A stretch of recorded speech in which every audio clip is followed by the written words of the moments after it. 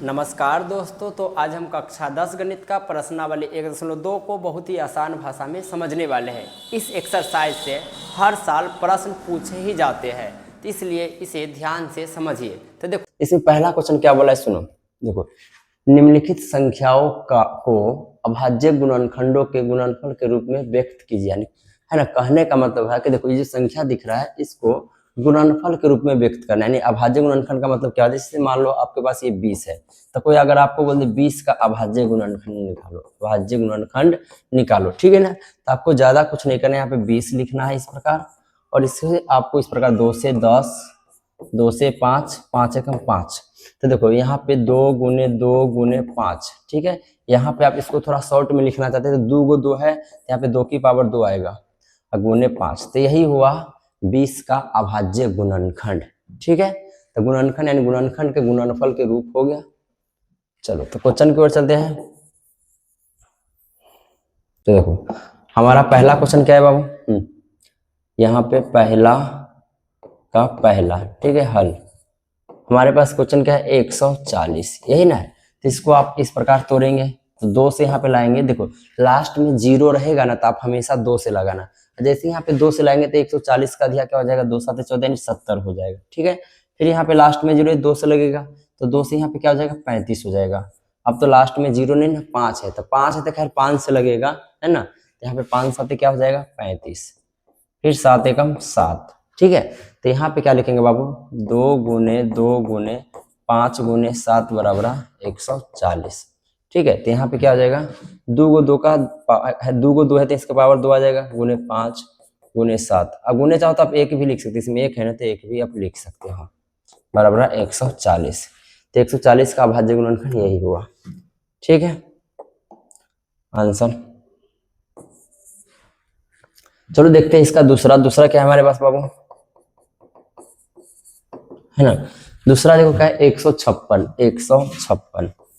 तो यहाँ पे 156 लिखा आपने। अब देखो लास्ट में 6 है, तो 6 का आधा होता है ना, इसका तो सारे के सारे का आधा होगा। तो यहाँ पे 2 से लाएंगे तो इसका 156 का आधा कर दो, तो हम डायरेक्ट कर देते 2 7 14, 2 7 14। अब यहाँ पे बच गया हमारे पास 15 में 14 गया, एक इधर आएगा तो यहाँ पे 16 हो जाएगा, तो 2 8 16। ये कैसे होता है, तो आपको देखो अगर आपको ऐसे नहीं समझ में आ रहा है तो इसका मतलब 2 से हम 156 में भाग दे रहे हैं, 2 से 156 में क्या दे रहे हैं, भाग।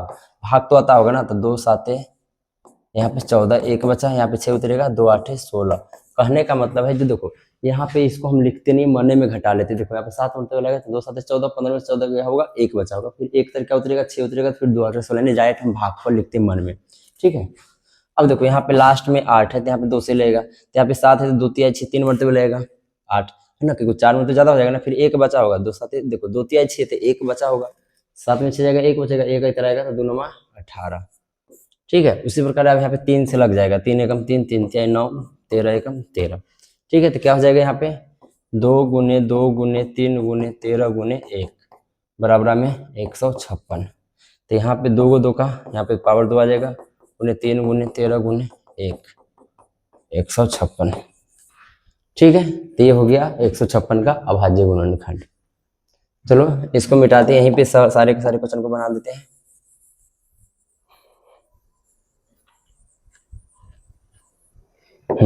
अगला हमारे पास तीसरा क्या है, ये हो गया तीसरा 38 25। तो देखो फिर लास्ट में 5 है तो 5 से तो लगेगा, लेकिन देख हाँ लास्ट में 5 है तो 5 से तो लगेगा, लेकिन यहाँ पे लास्ट में 5 है तो आप 2 से नहीं लगा सकते, लेकिन 3 से तो चेक करेंगे ना।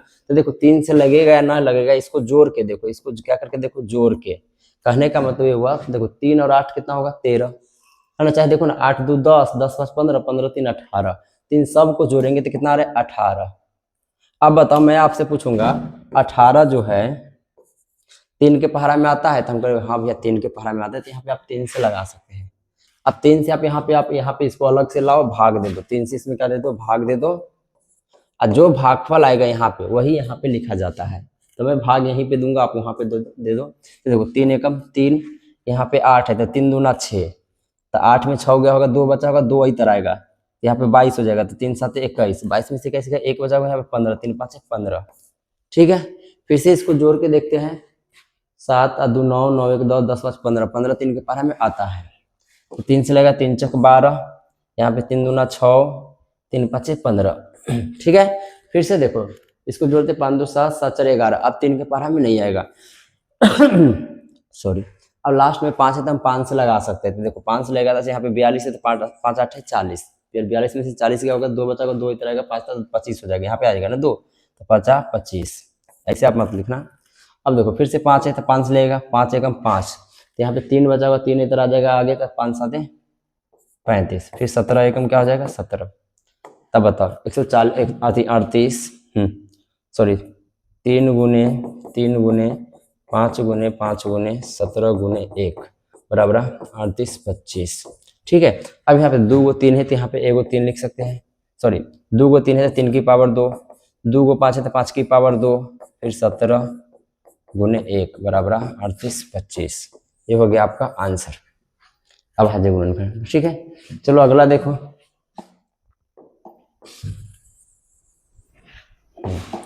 अगला क्या है हमारे पास 55005, यही ना है। तो देखो लास्ट में 5 है तो खैर 5 से तो लगेगा, लेकिन पहले मैं इसको जोड़ता हूँ। 5 पर 10 नहीं, 10 3 के पारा में नहीं आता है, तो यहाँ पे 5 से ही लगेगा। तो देखो 5 एकम 5 0 0 5 एकम 5। ठीक है, अब देखो लास्ट में तो 5 भी नहीं, तो 5 से भी नहीं लगेगा, अब किससे लगाए, तो देखो 5 से नहीं लगा तो 7 से ट्राई करते हैं। तो 7 से मैं मन में ही ट्राई करूंगा, आप लोग को देखना।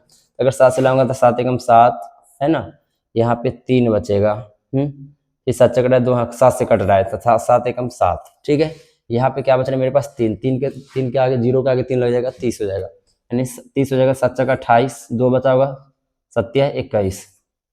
ठीक है, अब देखते हैं फिर कैसे लग रहा है। तो 7 से देखते 7 दूनी नहीं लगेगा अब 7 से। हाँ, लेकिन एक बात है, अगर 13 11 के पहाड़ा अगर आप 13 बार पढ़ते हैं तो आ जाएगा 143। देखो 13 का 130 और 13 143 आता है। ठीक है, तो यह बन गया, यानी 5 गुने 7 गुने 11 गुने 13 बराबर 5005। ठीक है, चलो अब देखते हैं लास्ट हमारा जो बच गया है। लास्ट हमारा क्या है 74 29। ठीक है, अब यहाँ पे देखो 74 29 है, तो यहाँ पे लास्ट में तो 9 है, तो इसका आधा तो होगा नहीं, तो यानी 2 पे नहीं, 2 से नहीं लगेगा। अब फिर इसको जोड़ते हैं, तो देखो जोड़ेंगे तो 7 4 11, 11 में अगर 9 को जोड़ देंगे तो 11 9 20, 20 2 22, क्या 22 3 के पारा में आता है, तो कहेंगे भैया 22 तो 3 के पारा में नहीं आता है, बिल्कुल नहीं आता है। चलो 3 के पारा में नहीं आता है और नहीं 2 के पारा में, तो 5 से भी तो नहीं लगेगा, लास्ट में तो 5 नहीं है। तब देखते हैं 7 से, तो 7 से लाएंगे तो 7 एक में मान लो 7 आएगा। ठीक है, फिर यहाँ पे तो यहाँ पे 2 में लगेगा तो 7 6 42, यहाँ पे 0 आ जाएगा, नहीं लगेगा। चलो 7 से नहीं लगेगा, खैर मुझे पता है कैसे लगेगा, ये डायरेक्ट लगता है 17 से। ठीक है, फिर भी मैं आपको समझा रहा हूँ, आपको ऐसे ट्राई करते रहना है। ठीक है, तो देखो अगर आप यहाँ पे 17 से लाएंगे, ठीक है, तो देखो यहाँ पे 17 का 17, 17 34, 17 51, यानी 17 चका 68 है ना, यानी 17 5 85, सॉरी 17 चका क्या हो जाएगा 68। अब यहाँ पे 74 में से 68 को घटा दो।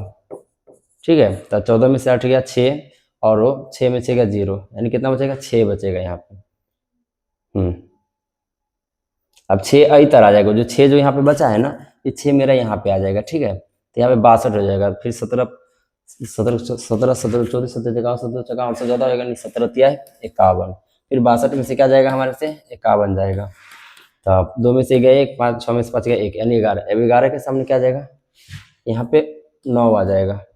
अब बताओ 17 के पारा में 119 आता है, 17 17 14 17 51 17 और 17 5 85, 17 6 102, 17 7 119 आता है ना, 17 7 119। ठीक है, अब यहाँ पे 17 से भी नहीं लगेगा, अब डायरेक्ट 19 से लगेगा। ठीक है, अब 19 से लगेगा, तो देखो यहाँ पे 19 से ला के दिखाता हूँ मैं, तो 19 दूना 38। ठीक है, अब यहाँ पे 43 में से 38 घटाओ, तो 38 2 40, यानी 5 बचेगा। अब 5 आई तरवा आ जाएगा ना, 5 आई तरवा है, तो 5 आ जाएगा तो 57, तो 19 3 57। ठीक है, फिर 23 एकम 23, तो क्या बन गया बाबू 74 29 का आ गया हमारे पास 17 गुने 19 गुने 23 बराबर 74 29। ठीक है, हाँ, और पता है बोर्ड एग्जाम में आपसे कैसे पूछेगा, आपसे घात पूछेगा, कहेगा कि इस प्रकार के क्वेश्चन से घात भी पूछेगा। घात क्या होता है इसके बारे में समझते हैं। मान लो आपके पास ये क्वेश्चन है, मान लो यहाँ पे 100 क्या है, तो बोलेगा 100 का अधिकतम घात क्या है, 100 में, है ना, 100 में 2 का अधिकतम घात, है ना, अधिकतम घात पूछेगा, है ना। 2 का पूछे चाहे 5 का पूछे कोई फर्क पड़ता नहीं है, तो जिसका पूछेगा उसी का बताएंगे। तो देखो इस पे 100 को तोड़ो, 2 से 50, 2 से 25, है ना, 50 25, 5 एकम 5, तो देखो यहाँ पे दो बार है ना, तो 2 का अधिकतम घात 2 ही होगा, क्या होगा, 2 होगा। अगर 5 होता तो 5 का अधिकतम घात क्या होता, 2 ही होता। चलो अब देखते हैं अगला क्वेश्चन। अब अगला क्वेश्चन देखो क्या है बाबू, है ना, पूर्णांकों के निम्नलिखित युग्मों के HCF और LCM ज्ञात कीजिए, यानी इसका LCM और HCM बोले तो लॉस और मौसा ज्ञात करना है, लेकिन प्रयोग किसका करना है, हाँ, इसकी जांच कीजिए कि दो संख्याओं का गुणनफल और HCF गुने LCM है या नहीं। कहने का मतलब यह है कि जब आप HCF और LCM एक ही संख्या को निकालते हैं ना, तो उसको गुना करेंगे तो बराबर आना चाहिए, क्या आना चाहिए, बराबर, तो उसी को जांच बोलते हैं। तो जांच तो बाद में कर लेंगे, पहले हम HCF और LCM निकालते हैं। चलो इसको हम अभाज्य गुणनफल से बनाते हैं, इसे भी और भी तरीका है, तो उसे नहीं बनाएंगे, क्योंकि अभाज्य गुणनफल से बनाएंगे तो इसको जांच करना आसान हो जाएगा। ठीक है, तो देखो क्वेश्चन संख्या यहाँ पे 2 है, 2 का पहला का हल लिखते हैं। ठीक है, तो यहाँ पे लिखते हैं अभाज्य गुणनखंड से, अभाज्य गुणनखंड से। ठीक है, तो अभाज्य गुणनखंड से हम इसका क्या निकालेंगे, HCF और LCM निकालेंगे। ठीक है ना, HCF और LCM। अब देखो तो अभाज्य गुणनखंड से यहाँ पे 26 और कितना है, पहले इसको ऊपर लिखे 26 और हमारे पास संख्या कितना है, 91 है। ठीक है, तो यहाँ पे 26 को आप टुकड़ा कर लो, तो 2 से 13, फिर 13 एकम 13 हो जाएगा ना, फिर यहाँ पे 91 को तोड़ेंगे तो यहाँ पे 13 7 91 हो जाएगा। ठीक है, फिर 7 एकम 7, अब चाहो तो 7 ऊपर 13 नीचे रखो, कोई फर्क पड़ता नहीं है। अब देखो 26 के बराबर में क्या आ गया आपके पास, यहाँ पे लिख सकते 26 के बराबर 2 गुने 13 गुने 1, चाहे आप 2 गुने 13 गुने 1 बराबर 26 भी तो लिख सकते हैं ना, ऐसे भी लिख सकते हैं, आप कोई नियम नहीं है ना। 2 यानी 2 गुने 13 गुने 1 बराबर 26, आप ऐसे भी लिख सकते हैं। उसी प्रकार 13 गुने 7 गुने 1 बराबर आप 91 भी लिख सकते हैं। अंक को आगे लिखो चाहे पीछे लिखो, फर्क पड़ता नहीं है। अब आपको क्या चाहिए, आपको HCF चाहिए ना, तो HCF आपको कैसे निकालना है, देखो यहाँ पे लिखो HCF, ज्यादा कुछ नहीं करना है। देखो इसमें 2 है तो इसमें 2 है, नहीं है, इसमें 13 है तो इसमें 13 है, तो हाँ, तो 2 गो 13 का 1 गो 13 ले लो। ठीक है, इसमें 1 है तो इसमें भी 1 है ना, तो 2 गो 1 का 1 गो 1 ले लो, फिर 13 एकम 13। अब देखो अब क्या चाहिए हमें, LCM। अब LCM चाहिए ना, तो सबसे पहले इस 13 को रख दो, तो 13 को आपने रख दिया। अब 13 को रख दिया तो आपको ये दोनों का कहानी काम हो गया है। अब देखो इसमें 2 है तो इसमें 2 नहीं है, तो यहाँ पे 2 को भी रख दो, है ना, 7 को भी रख दो, यानी इसमें सब को लेना है। अब यहाँ पे 1 को लेकर कोई फायदा नहीं, क्योंकि 1 का गुना किसी भी संख्या से करेंगे तो वही रह जाता है। अब देखो 13 दूना कितना होता है, 26, चाहे देखो आप ऐसे भी कर सकते, 13 7 91, 91 का गुना बाद में 13 से कर, सॉरी 2 से कर दो, है ना, तो 13 7 91, 91 गुना 2, 91 गुने 2, 2 एकम 2, 9 दूना 18, कितना जाएगा 182। ठीक है, तो LCM कितना हो जाएगा आपके पास, 182 हो जाएगा, और HCF कितना हो जाएगा 13। अब क्या करना है आपको, जांच, तो जांच करना है ना, तो देखो जांच में क्या होता है कि जांच के लिए क्या होता है, दो संख्याओं का गुणनफल, यानी दो संख्याओं का गुणनफल, यानी दोनों संख्या का गुना करना है, यानी 26 91 का आपको क्या करना है, गुना करना है, बराबर। आप अगर आप LCM और HCF का गुना करते हैं तो बराबर हो जाएगा, है ना। यहाँ पे HCF कितना है, 13 है, गुने 182 है, इन दोनों को गुना करेंगे तो बराबर आएगा। ठीक है, चलो गुना करते हैं 91, यहाँ पे आप फॉर्मूला लिख भी सकते हैं जांच के सामने, है ना, कि दो संख्या का गुणनफल HCF गुने LCM होता है। ठीक है, अब देखो गुना करो 91 और 26 का, 91 गुने 26, तो 6 एकम 6, 9 छक 54, है ना, 2 एकम 2 और 9 दूना 18, तो यहाँ पे 6 4 2 6, 8 5 13 3 हासिल 1 1 1 2, यानी 23 66। तो इसको गुना किया तो 23 66 आया ना, तो इसको भी गुना करेंगे तो 23 66 ही आएगा, तो इसको गुना आप करते रहना। ठीक है, आप समझिए दोनों को गुना करेंगे जांच में तो बराबर आना चाहिए। चलो अगला क्वेश्चन देखते हैं, इसको नोट कर लो आप लोग, है ना।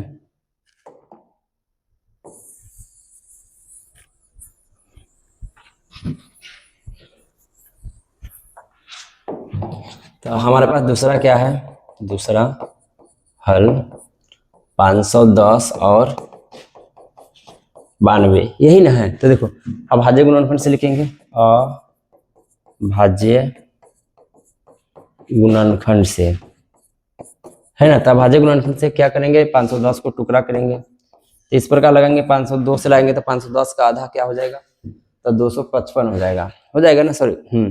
तब यहाँ पे 2 से लाएंगे तो 2 2 दूना 4, ठीक है। यहाँ पे एक बचेगा 2 5 6 10, यहाँ पे एक आएगा 2 5 6 10। अब देखो लास्ट में यहाँ पे 5 है तो इसका ध्यान नहीं हो रहा है, तो इसका मतलब यहाँ पे 2 से नहीं लगेगा, ठीक है। अब 2 से नहीं लगेगा तो हम क्या करेंगे, 3 से प्रयास करेंगे, तो 5 5 10 2 12, यानी 3 से लग सकता है। तो 3 8 24, एक बचा 3 5 15, फिर 8 5 13, 3 के पढ़ा में नहीं आएगा, फिर 5 से लगेगा तो 5 एकम 5, 3 बचा 5 7 35, ठीक है। फिर 17 एकम 17। तो यहाँ पे आप इसको इस प्रकार भी लिख सकते हैं, 2 गुने, है ना, इसको पहले 510 को आप आगे लिख सकते हैं। एक और तोड़िए लेते, इसको भी तोड़िए लेते हैं।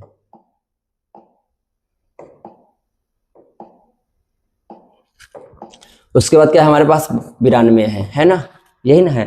तो अगर इसको 2 से लाएंगे तो 2 चक 8, 2 चक 8, यहाँ पे एक बचेगा 2 छक 12, फिर 2 से 23 आ जाएगा, फिर 23 से कम 23। अब देखो यहाँ पे इसको लिखते इस प्रकार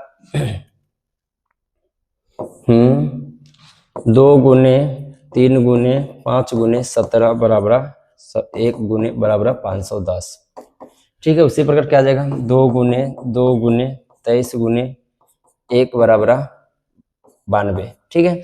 अब देखो यहाँ पे हमको क्या चाहिए, HCF यानी HCF चाहिए ना। तो यहाँ पे देखो इसमें 2 है तो इसमें भी 2 है, तो एगो 2, ठीक है। इसमें 3 है तो इसमें 3 नहीं है, इसमें 5 है तो इसमें 5 नहीं है, इसमें 17 है तो इसमें 17 नहीं है। इसका तो HCF आपका 2 आंसर हो गया, ठीक है। अब देखो अब चाहिए आपको LCM, ठीक है ना। तो LCM चाहिए तो आपको क्या करना है पता है आपको, जो आपको HCF 2 दे रखा है तो पहले HCF 2 ले लो, ठीक है। जो बच गया देखो इसमें 3 है तो इसमें 3 नहीं होगा, तो आप इसको यहीं पे गुना करके लिखो, 5 तिहाई 8, सॉरी 5 तिहाई 15, और 15 का गुना 17 से होगा, ठीक है। तो यहाँ पे क्या करना है आपको, 15 गुने, यहाँ पे आप ऐसे भी लिख सकते हैं 2 गुने फिर 3 गुने फिर 5 गुने फिर 17, ठीक है ना। अब फिर यहाँ पे नीचे क्या है, 2 गुने 23, ठीक है ना। इनका क्या करना है आपको, गुना कर लेना है, ठीक है ना। चलो अभाज्य गुणनखंड तो गलती नहीं है तोड़ने में, अगर तोड़ने में गलती होगा तो आंसर गलत हो सकता है, इसे तोड़ने पे आप इसको सही ढंग से तोड़ना, ठीक है। बात समझ गए। तो मेरा काम है आपको रूल सीखना, रूल पे आपको, है ना, सही तरीके से ध्यान देना, ठीक है। फिर भी मैं देख लेता हूँ, 2 आ गया, फिर 2 को 2 देना, 3 5 17, 2 23 1, सही तो लग रहा है। चलो तो इसको गुना कर लेना, गुना करने के बाद आप क्या करेंगे, जांच करेंगे, क्या करेंगे, जांच। तो जांच में क्या होता है, आपने क्या नोटिस किया कि, है ना, आप ऐसे भी लिख सकते हैं, प्रथम संख्या गुने द्वितीय संख्या, यानी प्रथम संख्या क्या है आपको 510 गुने 92 बराबर क्या लिखेंगे, HCF गुने LCM, HCF गुने LCM। तो HCF आपको कितना आया है, 2 गुने, फिर आपको क्या बच रहा है, ये बच रहा है, तो इसको गुना, तो इसको गुना करके यहाँ पे कहाँ गया ये, LCM यहाँ पे ये है ना, तो इसको गुना करके यहाँ पे लिख देना, और फिर से गुना करके दोनों बल बराबर दिखाना है। चलो अगला देखते हैं।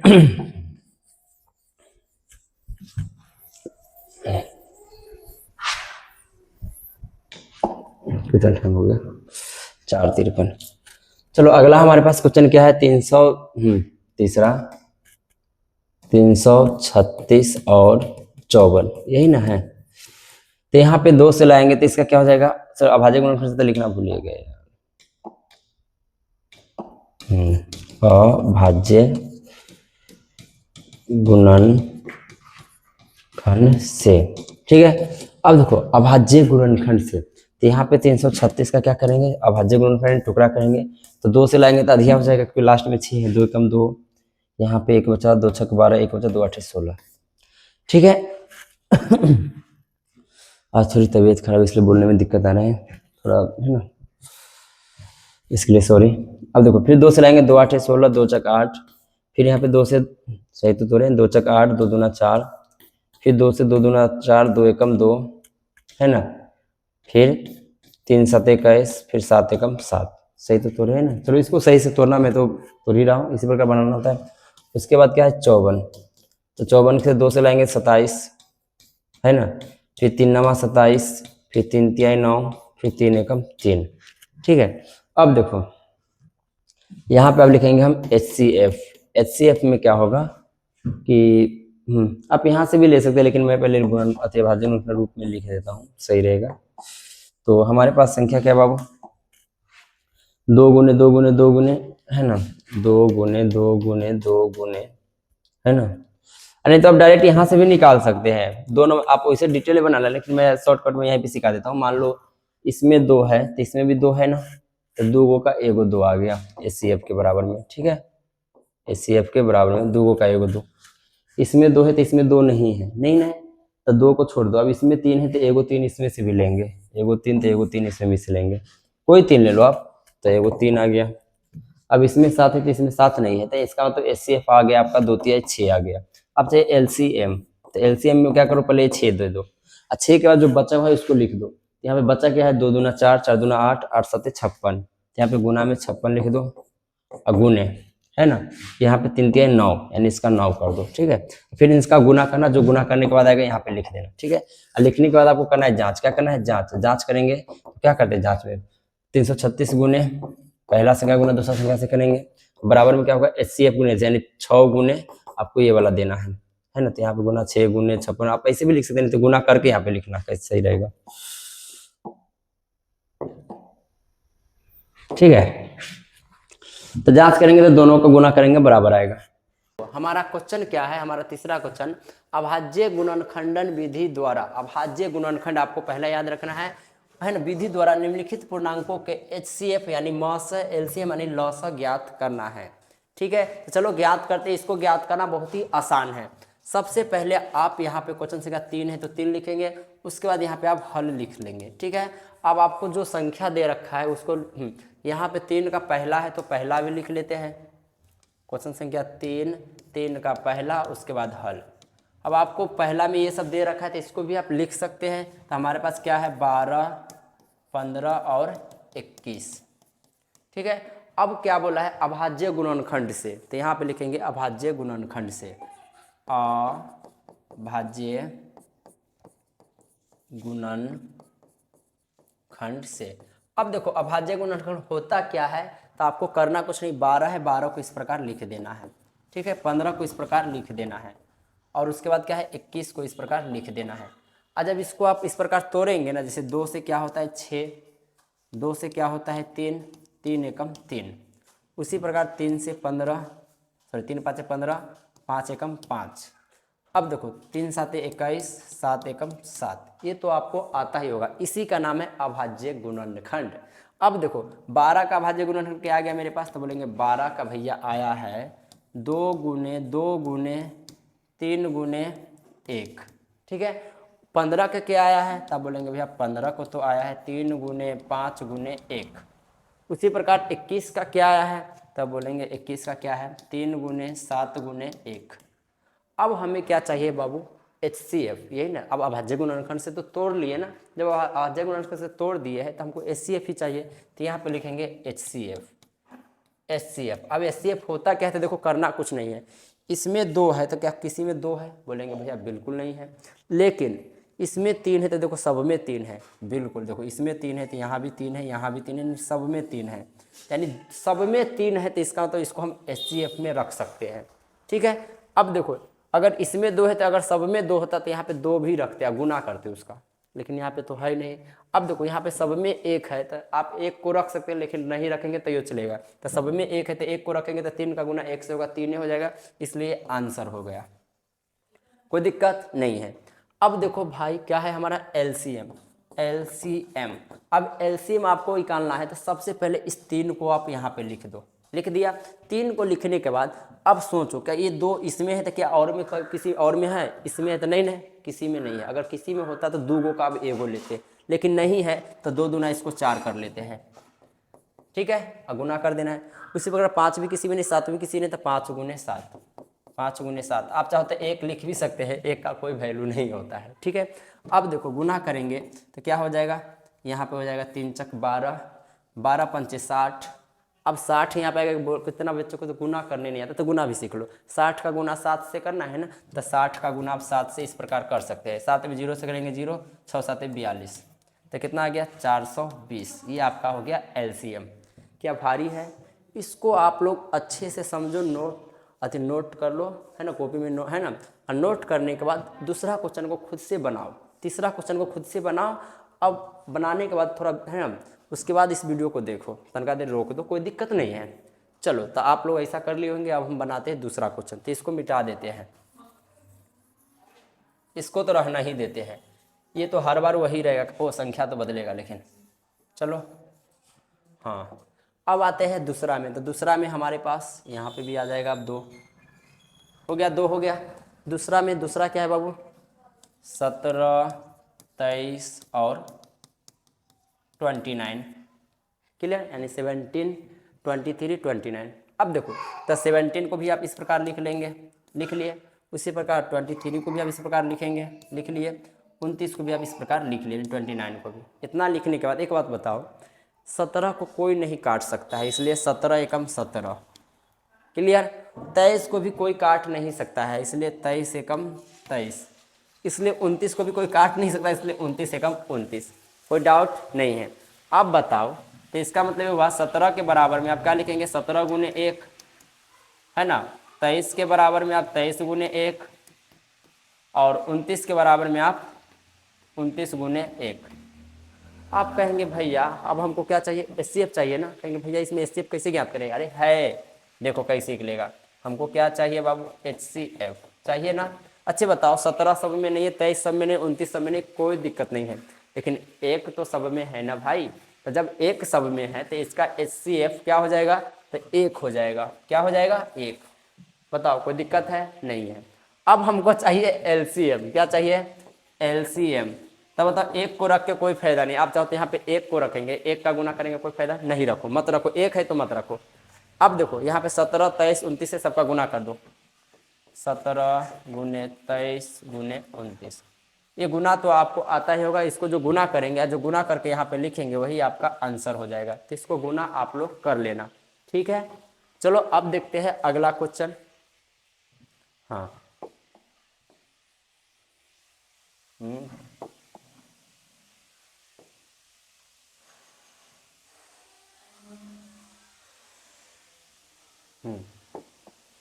चलो अभी हो गया हमारा दूसरा से तीसरा, ठीक है। तीसरा में क्या है बाबू? 8, 9, 25। 8, 9 और 25। यहाँ पे लिख देते हैं 8,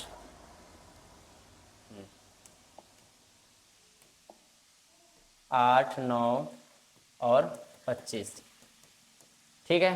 कोई डाउट नहीं है। तो इसको भी तोड़ो अभाज्य गुणनखंड से। यहाँ पे 8 को इस प्रकार आप लिखेंगे, 9 को इस प्रकार लिखेंगे, अब 25 को इस प्रकार लिख लिए, लिख लिए। अब देखो यहाँ पे 8 को 4, 2, 2 एकम 2, 9 को 3, 3 एकम 3, 25 को 5, 50, 25, 5 एकम 5, क्लियर। अब क्या होगा? आप बोलेंगे भैया 8 के बराबर में क्या आ जाएगा? 2 गुने 2 गुने 2, 1। 9 के बराबर में क्या आ जाएगा? 3 गुने 3 गुने 1। 25 के बराबर में क्या आ जाएगा? 5 गुने 5 गुने 1। यहाँ तक कोई डाउट नहीं है। अब हमको चाहिए एचसीएफ। क्या चाहिए? एचसीएफ। अब एचसीएफ चाहिए आपको, तब जरा सोचो, इसमें 2 है तो सब में 2 नहीं है, और ऊपर में तो खाली 2 है, हाँ, लेकिन इसमें 1 है तो सब में 1 है ना। तो इसका मतलब एचसीएफ क्या हो जाएगा? 1। अब आपको चाहिए एलसीएम। एलसीएम का भी एक खासियत है। मान लो इसमें 2 है तो किसी में 2 है। अरे भाई नहीं है भाई, किसी में नहीं है, तो सबका गुना करके लिखो भाई। 2 दूना 4, 4 दूना 8, ठीक है। उसी प्रकार यहाँ पे 3 भी सब में 3 क्या है? 9 और 50, 25। इसका भी गुना करना होगा। 8 9 72, 72 गुना 25 से करना है। उससे पहले तो गुना नहीं किए थे, लेकिन इस बार कर देता हूँ। 8 9 72, है ना। 8 9 72, 72 का गुना किससे करना है? 25 से। चाहे आप ऐसे भी कर सकते हैं, 25 का गुना पहले 900 कर लो, है ना। तो 25 दही का 250 होता है, तो 25 नमा 225 हो जाएगा। देखो 25 दही के 250, तो 25 नमा 225, 225 का गुना किससे करना है? 8 से। 225 गुने 8, 8 5 40 के 0 हासिल, 4 4 8 दूना 16, 16 4 20 के 0 हासिल, 2 8 दूना 16 17 18, यानी 1800। तो गुना पे आप खुद भी कर सकते हैं। तो गुना तो बहुत आसान, मेरा काम होता है, टीचर का काम होता है रास्ता देखा ना, आपको चलना खुद ही, ये सब तो आपको आना चाहिए, ठीक है। चलो, तो ये मेरा काम नहीं है, गुना करना आपका काम है, फिर भी मैं आपको कर दिया हूँ। चलो अब देखते हैं हमारा अगला क्वेश्चन। देखो ये अगला क्वेश्चन इसमें इस प्रकार दिया गया है। चलो एग्जाम में बहुत तरह से क्वेश्चन आते हैं, जैसे आपको इस प्रकार आएंगे। जैसे मान लो प्रथम संख्या गुने द्वितीय, देखो एक फॉर्मूला आप याद रखना। एक फॉर्मूला क्या होता है बाबू? प्रथम संख्या, जैसे आपको एक चीज मैं बताता हूं, मैं इससे पहले वाला वीडियो में बता रखा हूं, फिर भी बता रहा हूं। देखो मान लो बाबू हमारे पास ये 12 है, ये 16 है, ठीक है। मान लो इसका एचसीएफ आ गया 4, कितना आ गया 4।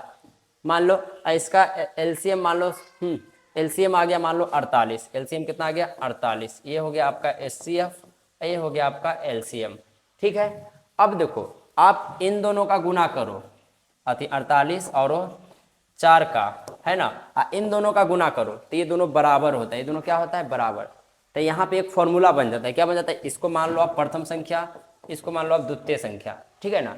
द्वितीय संख्या, तो इसका मतलब ये हुआ कि प्रथम संख्या गुने द्वितीय संख्या बराबर क्या हो गया, एलसीएम गुने एचसीएफ बोलो, चाहे एचसीएफ गुने एलसीएम बोलो, एलसीएम गुने एचसीएफ चाहे एचसीएफ गुने एलसीएम होता है। अब जरा सोचो, अगर मान लो आपको प्रथम संख्या पता है, द्वितीय संख्या पता है, मान लो ये आपका 10 है, मान लो ये आपका 20 है ना, तो आपका चलो ये 10-20 छोड़ो, मैं आपको बता भी देता हूँ। मान लो प्रथम संख्या है, प्रथम संख्या कितना है 12 है, द्वितीय संख्या यहाँ पे कितना है 16 है।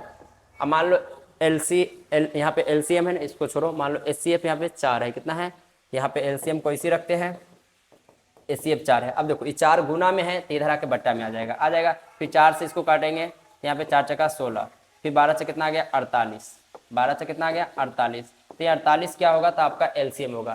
तो इससे यह पता चला, इस फॉर्मूला का यह फायदा हुआ कि इस फॉर्मूला में अगर आपको 2-3 चीज पता है तो चौथा ऑटोमेटिक ज्ञात होगा। मान लो हमको प्रथम संख्या द्वितीय संख्या पता होता, एलसीएम पता होता, तो एचसीएफ ज्ञात होता। तो इस क्वेश्चन में वही बात है भाई, वही बात है। देखो ये फॉर्मूला याद रखना, ठीक है, मैं लिख दूंगा, इस बार डिटेल में लिखूंगा। देखो सबसे पहले प्रथम संख्या 4 है तो यहाँ पे 4 लिख दो, आप पहले लिख दो, कोई डाउट नहीं होगा।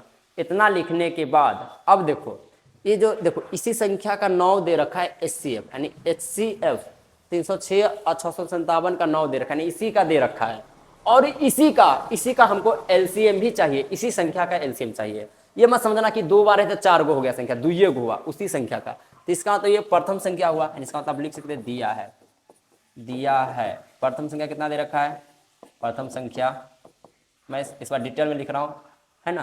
प्रथम संख्या कितना होगा 306, द्वितीय संख्या आप यहाँ पे पहली दूसरी भी लिख सकते हैं, द्वितीय संख्या 657। इसी का एचसीएफ कितना है, तो बोलेंगे भाई एचसीएफ तो 9 है, तो एचसीएफ कितना है, एचसीएफ बराबर 9, एलसीएम ज्ञात करना है, एलसीएम क्या करना है ज्ञात।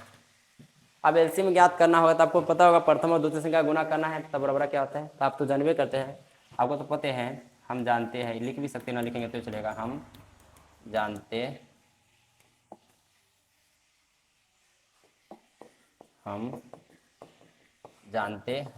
अब आप लोग क्या जानते हैं कि आप तो जानते हैं प्रथम संख्या का गुना किसे करना है, मैं इसको शॉर्ट में लिख देता हूँ, प्रथम को आप पहली संख्या भी लिख सकते हैं, तब प्रथम संख्या गुने, आप डिटेल में लिखना द्वितीय संख्या, है ना, बराबर एलसीएम, चाहे एचसीएफ भी लिख सकते हैं, आपका मर्जी, है ना, एचसीएफ गुने एलसीएम, ठीक है, आपका मर्जी, एचसीएफ गुने एलसीएम लिखो, चाहे एलसीएम गुने, आपका मर्जी हो, तो किसी का मन होगा करना भैया हम ऐसे लिखेंगे एलसीएम गुने, है ना, एचसीएफ, तो आप ऐसे भी लिख सकते हैं, कोई दिक्कत नहीं है।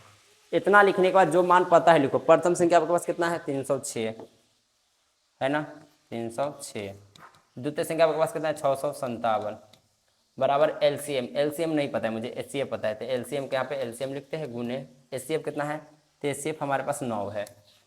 इतना तो आपको आता है। इतना लिखने के बाद देखो यहाँ पे क्या है, इसको गुना मत करना, गुना करेंगे तो थोड़ा हार्ड हो जाएगा। 306 है, 306 गुने 657 है। अच्छा एक बात बताओ, इन 9 गुना में है ना, तो 9 गुना में इधर आके क्या आ जाएगा बटा में, यानी भाग में, इधर बच क्या गया एलसीएम। अब इसको इससे काटो, पहले क्या करो 9 से किसी में काटो, तो 9 से 306 में भाग दे दो, चाहे 657 में भाग दे दो, कोई कटेगा। तो एक काम करता हूँ भाई 306 में ही भाग दे देता हूँ, सही रहेगा। तो 306 में ना 9 से भाग करना है, तो 9 से 98 नतिया 27, है ना, यहाँ पे कितना हो जाएगा 3 34, यानी काटेंगे तो इसको काटेंगे तो कितना आ जाएगा 34, यानी आप इससे इसको काटेंगे तो 34 आएगा। ठीक है, अब क्या करना है आपको 34 का गुना 657 से कर देना है, आपका एलसीएम आ गया। क्या गुना भी मैं कर दूं, अगर माने तो लोग कर देता हूँ। तो यहाँ पे लो रफ में ही गुना करना पड़ेगा मुझे। क्या है हमारे पास 657 गुने 34, यही ना है। तो देखो गुना तो आता होगा, 7 चक 28 के 8 हासिल 2 है ना, 5 चक 20 2 22 के 2 हासिल 2, 6 चक 24 25 26, 6 चक 24 25 26, 7 21 के 1 हासिल 2, 5 15 2 17 के 7 हासिल 1, 17 18 1 19, 8 3 8 3 6 6 12 13 के 3 हासिल 1, 9 3 12 हासिल 1 2, यानी 23 338, 23 338 ये हो गया हमारा LCM। इसको आप इस पर सीधा भी कर सकते हैं, LCM इधर लिख दो, LCM इधर लिख दो, इधर लिख दो 23 338, आप ऐसे भी लिख सकते हैं।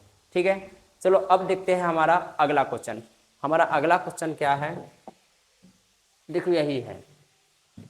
ठीक है, मैं इसका एकदम शॉर्ट तरीका बताता हूँ कि है ना, ये जो है 0 पे समाप्त होगा या नहीं। देखो खैर यहाँ पे क्वेश्चन क्या बोला, देखो जांच कीजिए कि क्या किसी प्राकृतिक संख्या n के लिए, किसी प्राकृतिक संख्या n के लिए जो 6n है, यानी कहने का मतलब ई जो है ना 6nवा, ई जो 6nवा जो है ना, इसको 0 पे समाप्त होगा कि नहीं। तो यहाँ पे तो 6n है, चलो 6 के जगह पे कुछ भी ले लेता हूँ, मान लो 6n 8n, मान लो है ना 10n, मान लो 20n, है ना, कुछ भी ले लो। अगर ये 0 पे समाप्त होना चाहता है ना, तो इसका गुणनखंड तोड़ेंगे, अभाज्य गुणनखंड, तो कम से कम एक बार 2 गुने 5 आना चाहिए। क्या आना चाहिए, 2 गुने 5। जैसे देखो यहाँ पे 6 है, तो 6 को आप इस प्रकार तोड़ेंगे 2 से 3, यहाँ पे 2 और 5 आया, नहीं आया, 2 आया है तो 5 भी आना चाहिए। इसका मतलब 0 पे समाप्त नहीं होगा। ठीक है, उसी प्रकार 8 है, तो 8 का 2 गुने 2 गुने 2 होता है, तो ये भी 0 पे समाप्त नहीं होगा। 10 है, बिल्कुल 10 को तोड़ेंगे तो 2 से 5, इसका तो ये 0 पे समाप्त होगा, क्योंकि इसका भाज्य गुणनखंड 2 गुने 5 का रूप है। तो इसका मतलब किसी भी संख्या को अगर 0 पे समाप्त होना चाहती है तो उसका भाज्य गुणनखंड 2 गुने 5 का रूप का होना चाहिए। तो चलो हल करते हैं। देखो क्वेश्चन संख्या हमारे पास क्या है, 5 है, हल लिखते हैं। ठीक है, अब देखो हमारे पास दिया गया क्या है संख्या, अगर यहाँ पे लिख भी सकते हैं, यदि कोई संख्या 0 पे समाप्त होना चाहती है तो उसका भाज्य गुणनखंड 2 गुने 5 का रूप होना चाहिए। आप ना लिखेंगे तो चलेगा। चलो हमारे पास क्या है, भाज्य गुणनखंड से लिख देते हैं अभाज्य। यहाँ मैंने तो डायरेक्ट 6 का भाज्य, ऐसे भी एग्जाम में कहाँ पूछा जाता है ये सब कुछ। 2 से 3, 3 एकम 3 हो गया। अब देखो यहाँ पे 6 का भाज्य गुणनखंड क्या है, 2 गुने 3 गुने 1 है ना। अब बताओ 6 का भाज्य गुणनखंड यहाँ पे 2 गुने 5 का रूप नहीं है, तो यहाँ पे लिख सकते हैं, है ना। अतः 6 का अभाज्य गुणनखंड, अभाज्य गुणनखंड है ना 2 गुने, यानी 2 गुने 5 का रूप का, 5 का रूप का नहीं है। इसलिए है ना, इसलिए 6 पर पावर n है ना, इसलिए 6 पर पावर n जो है, n अंक 0 पर, जो लिखा है 0 पर समाप्त नहीं हो सकती, समाप्त नहीं हो सकती है। क्योंकि अगर 0 पे समाप्त होना चाहिए तो इसके लिए 2 गुने 5 का रूप होना चाहिए। ठीक है, चलो हमारा अगला क्वेश्चन देखते हैं। अगला क्वेश्चन देखो यह है, ये क्या बोल रहा है कि व्याख्या कीजिए कि आपको ये गुना ये जो दे रखा है ये और ये भाज्य संख्या क्यों नहीं है। भाज्य संख्या, तो मैं आपको बताता हूँ भाज्य और भाज्य में अंतर। देखो अगर कोई संख्या भाज्य है, क्या है, भाज्य संख्या क्यों है, अब भाज्य संख्या क्यों नहीं है इसका अंतर होता है। भाज्य क्यों नहीं है, देखो भाज्य और अभाज्य का मतलब समझ दो। देखो अभाज्य संख्या क्या होता है, मान लो जैसे देखो यहाँ पे 1 है, 2 है, 5 है, चाहे 3 है, चाहे 7 है, ये सब संख्या को ना ये स्वयं काटता है। 1 को हटा दो, फिलहाल में 1 को तो अलग रखा गया है। अब देखो 2 3 5 7, अब बताओ 2 को 2 ही काटेगा, 3 को 3 ही काटेगा, तो इसका मतलब अभाज्य संख्या होता है ना, उसका गुणनखंड 2 ही होता है। क्या होता है, 2। अगर इसका गुणनखंड 2 से अधिक हो जाएगा तो ये भाज्य संख्या हो जाएगा। क्या हो जाएगा, भाज्य संख्या। जैसे देखो यहाँ पे 4 है, तो 4 को 2 दूना 4, 2 एकम 2, तो 2 से अधिक हुआ, तो 2 से अधिक गुणनखंड होगा, तो इसलिए वो भाज्य संख्या कहलाता है। ठीक है, तो चलो इसको बनाते हैं, भाज्य है कि अभाज्य है। नहीं, इसमें तो बोल भी दिया है भाज्य क्यों है, इसका तो भाज्य क्यों है इसको बता, भाज्य तो है लेकिन क्यों है इसको बताना। भाज्य संख्या क्यों है, यानी भाज्य संख्या ही तो बताना है। तो सबसे पहले यहाँ पे लिखते हैं क्वेश्चन संख्या 6 हल। हमारे पास क्या देखा है, 7 गुने 11 गुने 13 प्लस 13। पहली बात ये प्लस है, इधर भी 13 इधर भी 13, 13 हम कॉमन ले सकते हैं। 13 क्या ले सकते हैं, कॉमन। तो 13 अगर आप कॉमन लेते हैं तो यहाँ पे बच जाएगा 7 गुने 11 गुने 13 निकल गया था, 13 के जगह पे 1, यहाँ पे 13 निकल गया तो यहाँ पे भी 1। अब सुनो, 13 इंटू 11 7 87, 87 एकम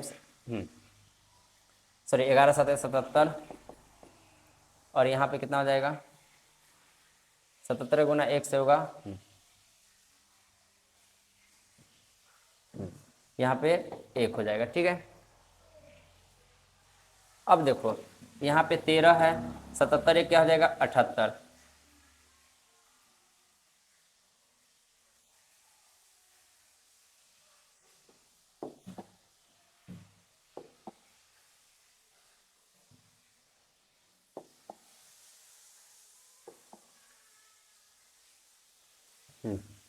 चलो अब देखते हैं अगला क्वेश्चन। अगला क्वेश्चन हमारे पास क्या है, देखो व्याख्या कीजिए कि संख्या इतना इतना जो है भाज्य संख्या क्यों है, यानी भाज्य क्यों है। तो देखो भाज्य क्यों है मैं आपको बताता हूँ। जैसे देखो मान लो यहाँ पे आपके पास 10 है,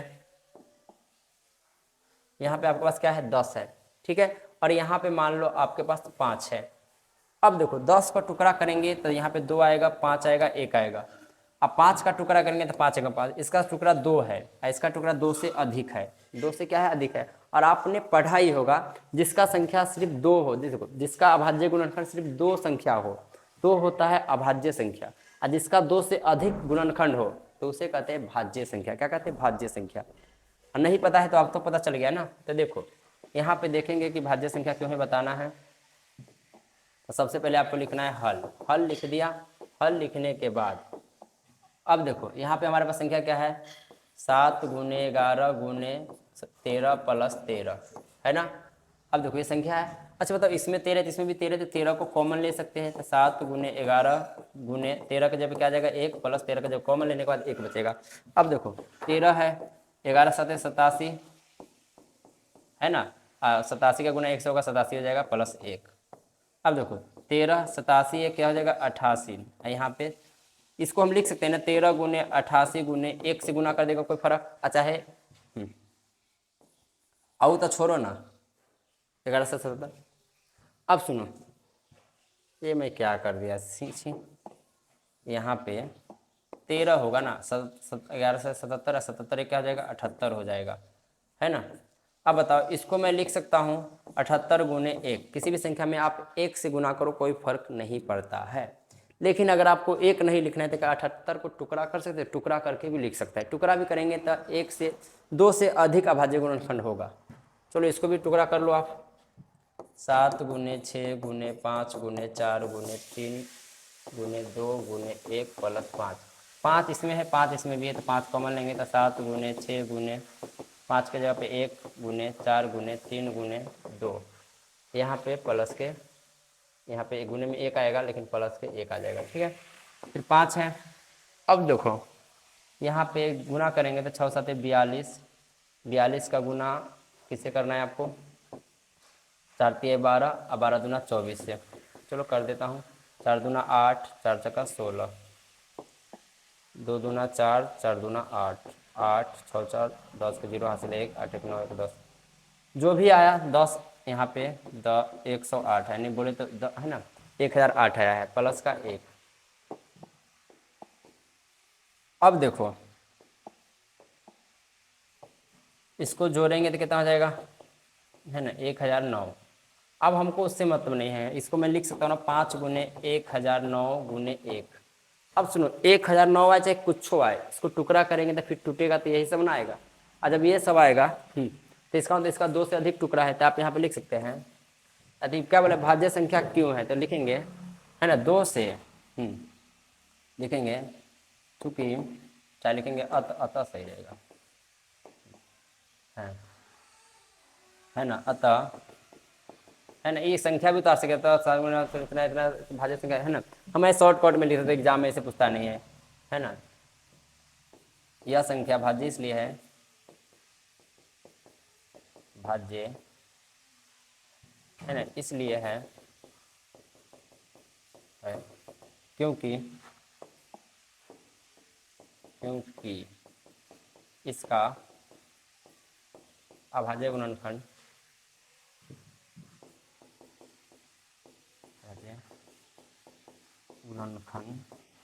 दो से अधिक है, अब इसको ऐसे लिख सकते हैं, है ना, दो से अधिक अभाज्य गुणनखंड होने के कारण यह संख्या भाज्य है। सबसे अच्छा रहेगा अब लिखना, दो से अधिक गुणनखंड अभाज्य गुणनखंड होने के कारण यह संख्या भाज्य है। चलो अगला देखो बाबू। भाई तो इसमें का एक क्वेश्चन लिखा ही नहीं भाई, सॉरी भाई, कुछ छूट गया। मिलते हैं नेक्स्ट वीडियो में, तब तक के लिए बाय बाय।